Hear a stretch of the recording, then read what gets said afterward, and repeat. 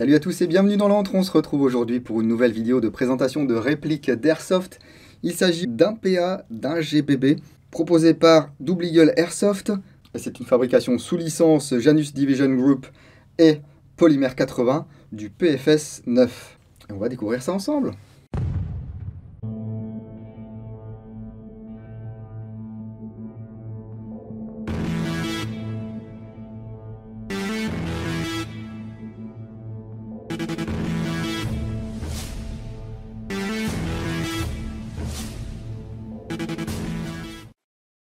Pour la petite histoire, c'est une réplique que j'avais déjà vue, mais je pensais que c'était un truc un petit peu fantaisiste. Et puis, c'est en regardant une vidéo de mon pote Gaëtan sur sa chaîne Tapra Gajoubert, consacrée au PFS 9 de chez Polymer 80, que là, ça a tilté. Je fais, en fait, c'est un vrai gun, quoi.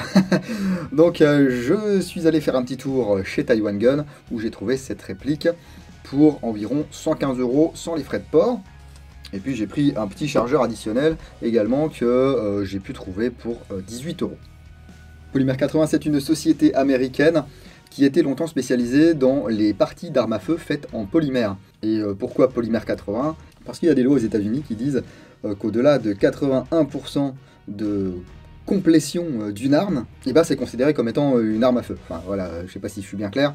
Or là, Polymer 80 proposait des choses qui étaient considérées comme étant terminées à 80%, donc qui n'étaient pas considérées comme des armes à feu. Mais là, pour le coup, ils ont développé une arme à feu, une arme de poing, le PFS 9, qui reprend pas mal d'éléments mécaniques du Glock 17 Génération 3, mais sur une plateforme qui est quand même un petit peu modernisée et tunée par rapport à un Glock 17 Gen 3. Je vous propose de voir ça ensemble. Donc la boîte est assez sympa, on voit déjà P80 avec un dessin de la réplique, Double Eagle Airsoft, Janus Division Group, voilà, Airsoft Gun, calibre 6 mm BB. D'après la boîte, ça existe en noir, en beige et en gris. Ici c'est la version noire, et ouvrons la boîte. Ça va nous permettre de voir un petit peu ce qu'il y a dedans. Déjà une petite fiche à la EMG, une carte de visite. Licensed by Polymer 80, Janus Division Group. Le certificat d'authenticité. Un QR code ici. Ensuite une petite pochette avec différents éléments. Alors, je peux déjà deviner une cible. Voilà, qu'on peut photocopier si on veut. Les consignes de sécurité ici. Un éclaté complet de la réplique. Ensuite ici des petits éléments. Hop, un chargeur. Voilà, si on ouvre la boîte ici, regardez. C'est sympa. Encore un QR code ici. Regardez au dos. Voilà, on vous explique un petit peu. Énergie up to 320 FPS. Low back. Optic Ready RMR Cut, semi-auto, hop-up réglable, Picatinny rail, high grip undercut, flat trigger, recess cut, Mac catch, chargeur de 30B, high impact fiber reinforced polymer, oui en gros c'est du nylon fibré quoi. Donc le chargeur ici, des vis, des organes de visée supplémentaires. Hop. Voici le chargeur, vous voyez ici double cut, donc peut-être pourra-t-on changer le bouton d'éjection de côté. Voilà. La valve de remplissage ici, le talon allongé, 30 billes dans ce chargeur, je vous le disais. Un deuxième ici que j'ai eu pour 18 €, ils sont entre 18 et 22 € en général. Ensuite dans cette pochette, ce sont des petites vis pour monter les RMR, parce qu'il n'y aura pas besoin de plaque additionnelle normalement. Et ici, une paire d'organes de visée en plastique avec leurs vis. Voilà. Ce sont des organes hauts qui permettent justement de tirer avec le RMR en cas de panne de pile. C'est très appréciable d'avoir ces accessoires. Alors, il n'y a pas de tige de nettoyage, il n'y a pas non plus de petits bidules permettant de tirer à vide, mais on a quand même une réplique ici, voilà, emballée dans un sachet à bulles, et je vous propose de nous y intéresser maintenant. Alors c'est une réplique qui est quasiment plus haute que longue parce qu'elle fait 186 mm de long pour une masse de 800 grammes.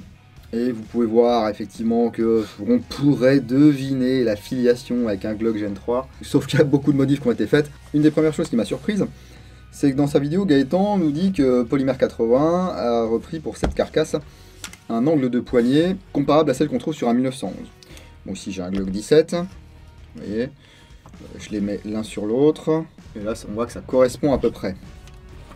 Si je prends un type 1911, et que là j'aligne tout, et bien on voit que ça épouse encore mieux la forme de ce grip. Alors, il n'y a pas une énorme différence d'angle entre un 1911 et un Glock, mais il y en a une, et je pense qu'il y a tellement de fans de 1911 aux États-Unis qui changeraient cette prise en main pour rien au monde, et bien qui se sont dit on va faire plaisir à tout le monde, et sur notre joli frame, et bien on va faire un angle comme celui d'un 1911.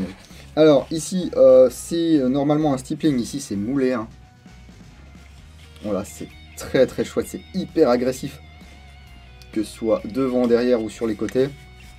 Je peux vous dire que là, vous n'avez pas glissé, hein. On peut voir ici le marquage Polymère 80. Également ici. Alors, normalement, il doit être là derrière sur la plaque. Voilà, il est là. Et en tout cas, au niveau de la glissière, eh bien, il n'y a pas de marquage, du moins sur les côtés. Parce que là, au-dessus, vous voyez, un petit P80 ici. Et le calibre de la vraie arme, 9 par 19. Donc bien sûr, on restera sur du 6 mm. Ici, d'autres marquages. Voilà. Ici, regardez. Les différents cuts, avec l'undercut ici. L'undercut, il est là en fait pour pouvoir avoir une prise en main encore plus haute qu'habituellement. On a ici différents cuts sur les côtés. Ici, cette fameuse forme pour pouvoir atteindre le bouton d'éjection du chargeur. Voilà. Bah écoutez, non, je pense qu'on ne pourra pas le changer de côté parce qu'il est vraiment dissymétrique, hein. C'est pas comme sur un Glock Gen 5. Ici, on peut voir un anneau pour installer une dragonne. La queue de détente, hop là. Voilà, queue de détente droite. Avec ici le principe de Safe Action. Donc là, je vais pas pouvoir tirer. Et là, si j'efface, ça va tirer. On retrouve les petits ergots sur les côtés, hein, à la manière des Glock. Ça va être pour démonter la glissière. Un rail Picatinny ici. Voilà. Et on va retrouver encore des marquages. Hop là. Numéro de série. Made in China. Les lignes de moulage sont vraiment très très propres. On sent que le moule là est vraiment tout neuf. Donc la polymère renforcée. Ici on nous annonce de l'aluminium usiné par CNC. Regardez ici les chanfreins sur l'avant. C'est très chouette. Le canon externe ici qui est taraudé. Les stries de préhension ici. Voilà. Ils sont très très sympas. La plaque amovible ici. Voilà. En dessous, normalement, on aura des emplacements. On pourra poser directement un RMR sans avoir acheté des plaques additionnelles. Le faux extracteur ici, qui est une pièce à part. Les organes de visée bas ici, hein, donc ce sont des organes de visée type Glock. Hein. Voilà. À l'avant en tout cas. À l'arrière ici, on peut voir que il n'y a pas de U blanc. Sur les versions rehaussées, et là du coup on a 3 points blancs. Voilà. La prise en main est chouette, hein. C'est même un peu agressif sans gants, hein, j'ai envie de dire. Et puis bah, les mains se positionnent de manière naturelle. On peut remarquer ici l'arrêtoir, voilà, de glissière. C'est également un modèle de chez Glock. Enfin sur la vraie arme, pas ici. Voyons voir ce que ça donne au niveau du kick. Ah, ça gratouille un petit peu là.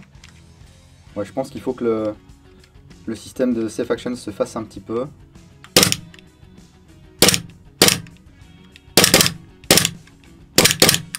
Oui, bon bah c'est conforme à ce dont on peut s'attendre d'un GBB classique. Hein.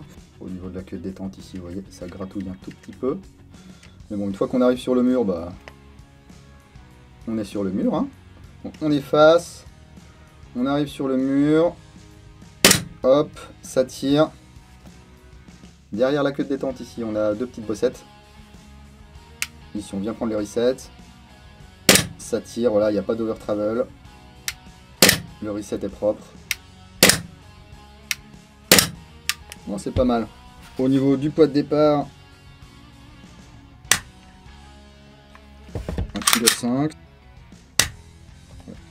1,5 kg.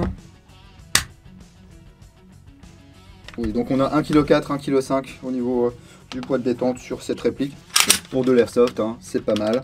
Il va falloir que ça se fasse là. Je pense que après quelques dizaines de tirs,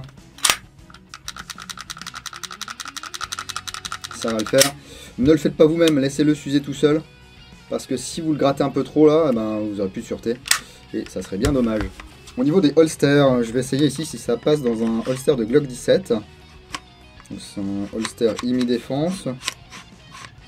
Voilà, ça n'a pas l'air de passer. Non, ça passe pas.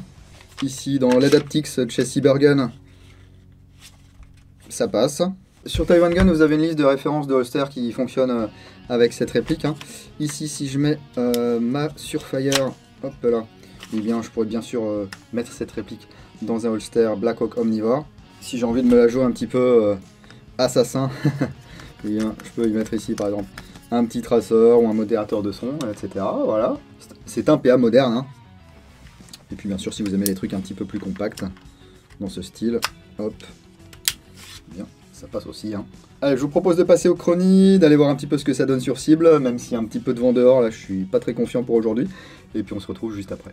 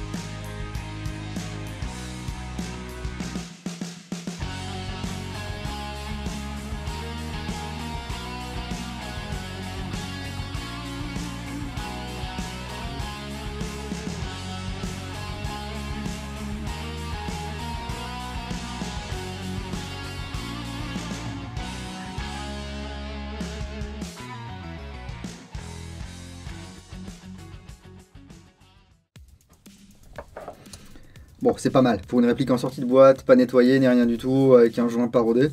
Vous voyez, 5 mètres sans souci, 10 mètres, on peut même tirer un petit peu vite là, on peut s'enjailler.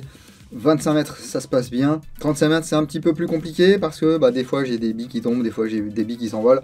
Le fait qu'il fasse un peu froid dehors, hein, ça n'aide pas beaucoup parce que les joints au pop ont tendance un petit peu à durcir. Donc vous n'allez pas avoir beaucoup d'effet au pop. Et ensuite, le joint va légèrement chauffer. Donc votre effet au pop va augmenter. Et si vous arrêtez de tirer quelques instants, ça se refroidit à nouveau. Donc c'est pas la joie. Pour contrer ça, faut mettre des joints vraiment souples, hein. On a vu qu'avec ces températures un petit peu fraîches là, même dans l'antre, hein, il fait 14 degrés là, et bien on a environ 270 FPS à la 0,20 hop-up réglé. Pour une réplique de poing comme celle-ci, ça suffit largement, et puis vous voyez que ça n'empêche pas de tirer quand même un petit peu loin. Après, tout dépend bien sûr de l'usage que vous faites d'une réplique de poing. Je sais qu'il y a des gens qui jouent exclusivement à ça, donc ils se font des configs aux petits oignons, là ça tire jusqu'à 50-60 mètres. Personnellement, une réplique de poing, c'est un backup. Je m'en sers soit quand je suis trop proche pour utiliser ma réplique principale, ou soit quand j'ai plus de billes dans ma réplique principale, ou qu'elle s'est fait toucher par une bille, parce que dans notre assaut, on utilise le out réplique en fait. Donc si vous recevez une bille dans votre réplique, si vous avez un backup, vous pouvez continuer avec votre backup. Voyons voir un petit peu ce qu'il y a là-dedans. Hop là, donc pour le démontage, hein, c'est très simple. Des ergots sur le côté, voilà. Donc, la mécanique ici. Bon, donc ça ressemble effectivement à du Glock, hein. Je ne saurais pas vous dire si c'est compatible avec du Mark 8, du WE. Vos mécanos préférés sauront vous dire ça. Le marteau ici est en acier. Il y a des pièces en acier malgré tout, ou en tout cas c'est ferreux, hein. Et même au niveau du percuteur, donc ça c'est cool. Ensuite on peut retirer la tige guide, sur laquelle est posé un ressort récupérateur. Vous voyez ici il y a un petit ergot, et bien ce petit ergot, il va venir au montage se mettre ici, voilà. Hop là, bon bah ça dégage. Souvent c'est en plastique ou en caoutchouc, là il est en alliage. On peut retirer le canon externe, le canon interne, le bloc hop-up. Voilà. Le nozzle ici. Voilà, les ressorts sont balèzes, ça c'est cool, j'aime bien. Des fois vous avez des nozzles, vous faites ça déjà, bon le cycle est pas top, et quand vous relâchez, ça revient tout doucement. Moi j'aime bien quand c'est réactif. Donc la vis du blowback housing ici vous servira également à changer la hausse. Et pour le guidon ici, c'est une vis cruciforme également, voilà. On les installera tout à l'heure. Le canon est en laiton. Hop, on nous annonce sur la fiche technique du 603. Voyons voir si c'est le cas.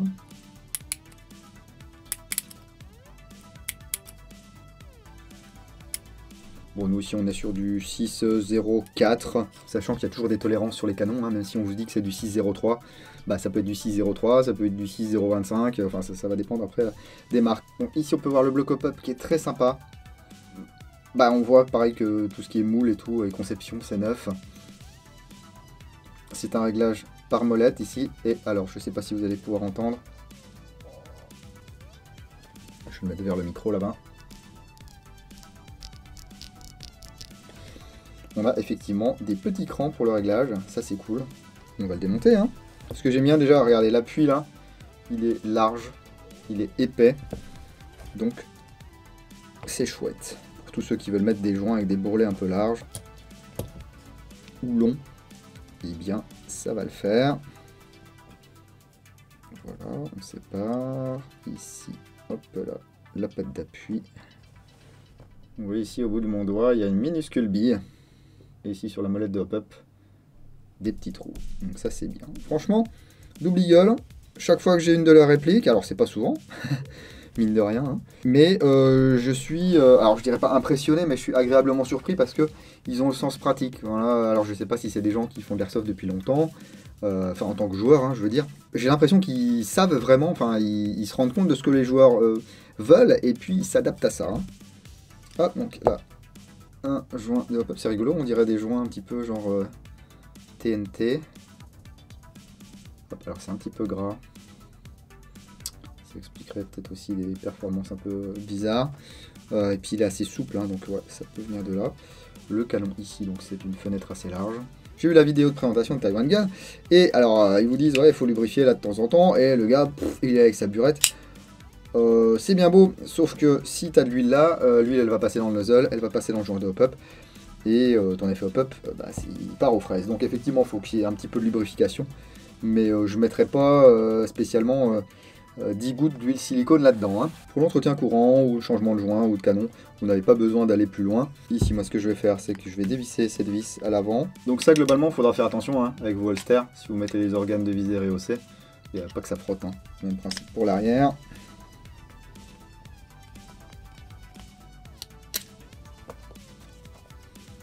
Voilà.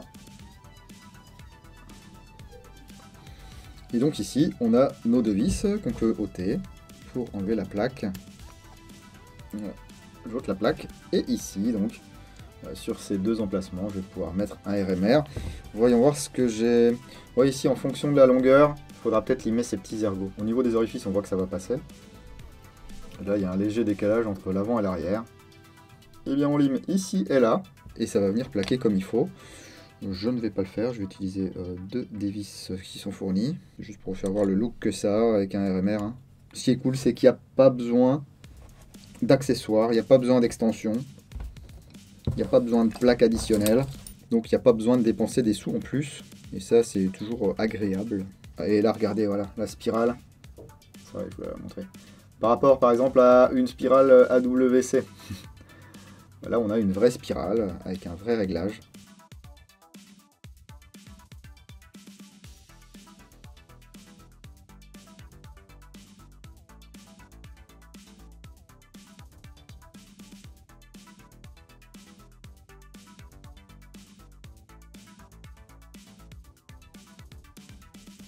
Et voilà.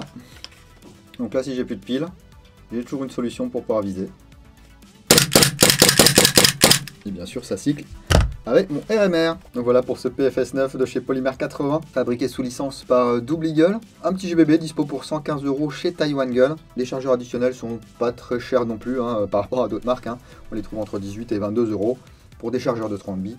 Pour moi, c'est correct. Les finitions sont très très bonnes. Faut voir après comment ça vieillit, bien sûr. Hein. Les performances en sortie de boîte, voilà, c'est moyen, mais avec un petit peu d'amour et de persévérance, je pense qu'on peut faire un truc très très sympa avec ça. En tout cas, pour l'utilisation que moi je fais d'un backup, c'est largement suffisant. Il a un look très cool, et je pense qu'il peut même plaire aux gens qui n'aiment pas vraiment les Glock, parce qu'il y a assez de différence entre un PFS 9 et puis un Glock pour que les gens qui n'aiment pas les Glock, eh bien, ils trouvent le PFS 9 sympa, mais il y a également assez de similarité pour que les gens qui aiment les Glock aiment également ce PFS 9. En tout cas, n'hésitez pas à me dire dans les commentaires de la vidéo ce que vous pensez de ce PFS 9. Est-ce que vous l'avez acheté? Est-ce que vous l'avez testé?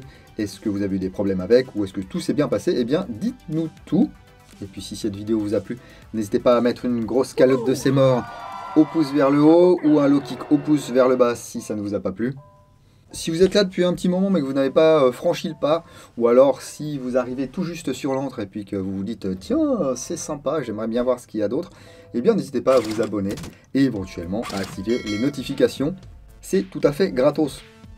Et comme à chaque vidéo, je remercie chaleureusement tous les gens qui utilisent les liens qui sont dans la description de cette vidéo, que ce soit vers Utip, que ce soit vers les boutiques affiliées. Ça m'aide vraiment beaucoup. Et puis vous, sur certains liens, ça peut vous permettre d'avoir des réductions. C'est toujours sympa de gratter quelques euros de ci, de là. Et bien sûr, n'hésitez pas à user et abuser de ces codes promo. Que voulez-vous, j'ai beau être un clodo, j'essaie d'aider la communauté.